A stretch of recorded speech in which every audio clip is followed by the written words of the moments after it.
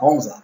Vamos fazer o seguinte aqui, né? Eu vou colocar um protect, vou explicar tudo o que é o protect, vou criar uma variável com um cifrão aqui, né, sempre para definir uma variável chamada table, ou tabela, como você preferir. E vou falar que essa variável vai receber o nome categoria, justamente da minha tabela categoria. Então, toda vez que eu chamar essa variável table, é como se eu estivesse escrevendo categoria. Ah, mas por que você vai fazer dessa forma? Porque depois, se eu tiver outro banco de dados, ou tiver uma tabela de nome diferente, basta eu alterar essa linha aqui, ó, isso aqui. Não preciso ficar alterando as centenas de referências que vai me levar, né, a categoria. Eu alterei o nome aqui, ele altera todas as referências. Então, é uma forma prática e correta de se trabalhar.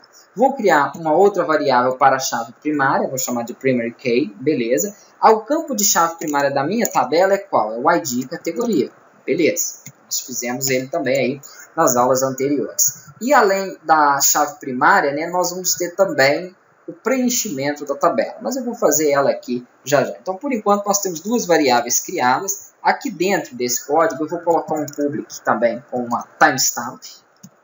Então, uma variável aí chamada timestamp, poderia ser qualquer nome, e vou iniciar ela como false. O que é isso? Eu não sei se vocês se recordam, né, no curso anterior, quando a gente gerou uma tabela, nós criamos uma tabela nele, ele cria dois campos padrões, né? São dois campos aí que são criados junto com os campos que já tem na tabela. E eu não quero que isso aconteça, então eu vou inicializar minha timestamp como false. Esses campos são para criação e atualização de registro. Então, toda vez que eu crio um registro, atualizo algo na minha tabela, ele vai salvando hora ali. Isso é interessante para login, né? Para a questão de usuário, autenticação, é interessante. Mas para salvar a categoria, por exemplo, seria desnecessário. Vou criar outra variável também protegida aqui, né? Quando eu crio uma protect, significa que eu só posso utilizar nesse código aqui, nessa classe. Quando eu crio ela pública, eu posso chamar e utilizar de fora. Então aqui protect, sempre tomem cuidado quanto a isso aí, né? E eu vou chamar aqui de viewable.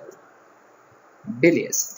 Esse meu viewable, ele vai carregar os campos que eu tenho ali dentro da minha tabela. Se eu não me engano, no user aqui, ó, nós temos também uma viewable, que carrega lá name, e-mail, password, nada disso nós fizemos, porque toda vez que você cria um projeto novo com Laravel, ele cria já essa parte de autenticação. Então ele cria aí esse protect viewable, né, com essas informações. Então é o que eu estou fazendo aqui, ó.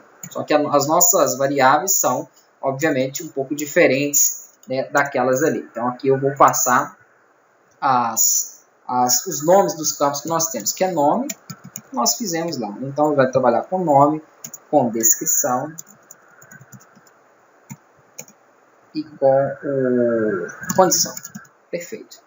São os três campos aí que nós temos. Vírgula aqui para poder separar, o último não precisa porque é a finalização dele, né? E aqui nós vamos ter uma outra variável que é para os dados salvos, né? Que ele tem um writing que, caso eu queira trabalhar campo oculto, enquanto a gente não vai mexer com isso não.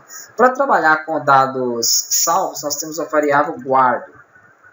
Dessa forma aqui, ó. Vou utilizar ela então aqui, só que eu não vou passar por enquanto nenhuma informação para ela. Então, por enquanto aqui, o nosso arquivo, o nosso controlador de categoria, ele já está criado. Vou dar um Ctrl S para que ele fique salvo aqui. Próximo passo agora, então, é nós criarmos o controle, né, que vai se comunicar com o nosso model aí, com as rotas. Então, vamos lá. Vamos fazer esse controle. Esse controle também é gerado aqui via prompt de comando, né? Vamos aqui colocar o comando para ele, que é php artisan, todos eles são gerados pelo artisan, make controller, ok, e aqui o nome do controller, vou chamar de categoria controller, vou dar enter, está falando que foi criado com sucesso, a gente já vai verificar isso. Além do controller, vocês vão me ver trabalhando muito nesse curso com um outro recurso aqui, ó. Pressiona para cima para que ele crie novamente a linha e vamos utilizar um make request em vez do controle. O request é para envio de formulário. Então, quando eu preciso enviar dados para o banco de dados, né, fazer algumas consultas, a gente trabalha com requisição. E para isso eu vou precisar de ter aqui um formulário de requisição. Então, eu vou chamar de categoria form request. O nome pode ser qualquer um que você queira dar, tá joia? Mas vamos colocar definições para eles. Então, eu sei que somente o nome da tabela vai ser correspondido ao modelo, ao módulo. Quando for um controller, aí eu vou especificar que é um controller. Quando for uma requisição, um request, eu vou especificar que é um request, para que fique mais fácil depois para vocês também identificarem dentro do código isso aí. Se eu volto aqui para o meu projeto, né, nós vamos então, dentro aqui de app, HTTP, nós temos os controles. E dentro de controle, agora eu tenho um novo que eu criei ali, ó, que é o categoria controller.php. Próxima aula a gente dá sequência, trabalhando agora um pouco em cima da rota.